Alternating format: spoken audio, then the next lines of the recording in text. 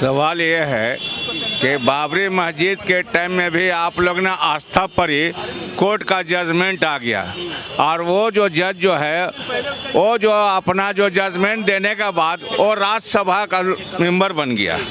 उसको गद्दी प्यारी थी, इंसाफ प्यारा नहीं था। अब प्लस हमारे इस देश के हिंदू भाइयों का भी ये कहना था कि जो भी जजमेंट आएगा कोर्ट से आएगा, हम भी उस पर तसव्वुर करते हैं और मुसलमान भी उस पर भरोसा करके बैठे हुए थे, मगर उसने गंदा जजमेंट दे करके वो तो अपनी कुर्सी संभाल लिया।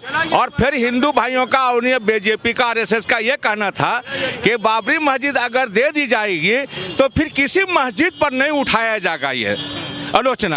आप तो ज्ञान वापी पे हो। तो फिर ये बाबरी मस्जिद के बाद ये कहाँ से आ गई? ज्ञानी वापी मस्जिद में ये फैसला दे देना, कल वो जज है रिटायर होगा उससे पहले एक दिन दे देना जजमेंट कि ये जो है ये मंदिर था यहाँ पर ही अब पूजा पाठ कर सकते हैं। हमारे संविधान को तो आप मान नहीं रहे ना, आप अपना संविधान लागू किए। बीजेपी अपने एजेंडा को तैयार कर करके कभी आरएससी कभी कुछ हो कभी कुछ हो, मुसलमानों को डेमोलाइज करके उस डराना चाह रही है। तो हम लोग 25 करोड़ हाथ में चूड़ी बांध कर नहीं बैठे हुए हैं, हम लोग भी संविधान के माध्यम से ही लड़ेंगे और कोर्ट भी जाएंगे, सुप्रीम कोर्ट भी जाएंगे, हाई कोर्ट से।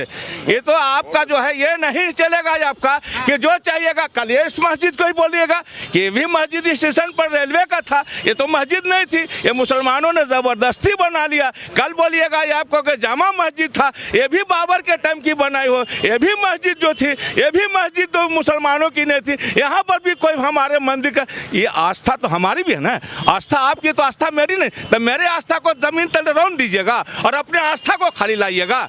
क्या राम जी वहीं पे पैदा हुए थे?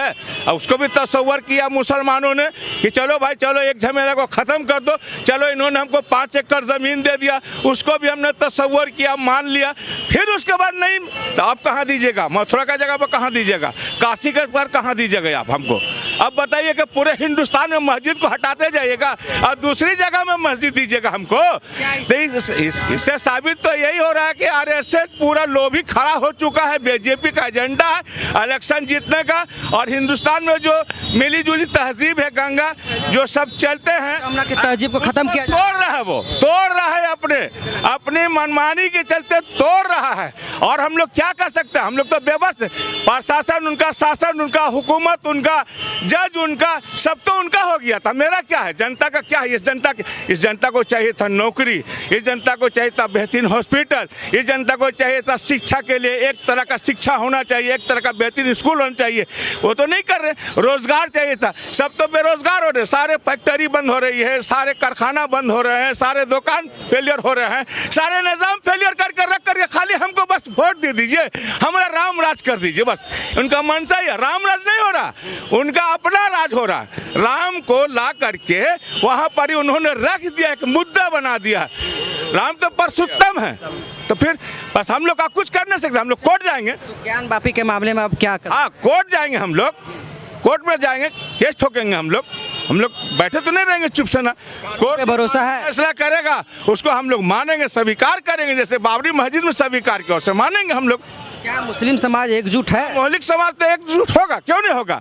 उसका भी एकजुट नहीं है। नहीं, ये सब गलत रिमल उड़ा रहा, उनके चमचा लोग रिमल उड़ा रहे हैं।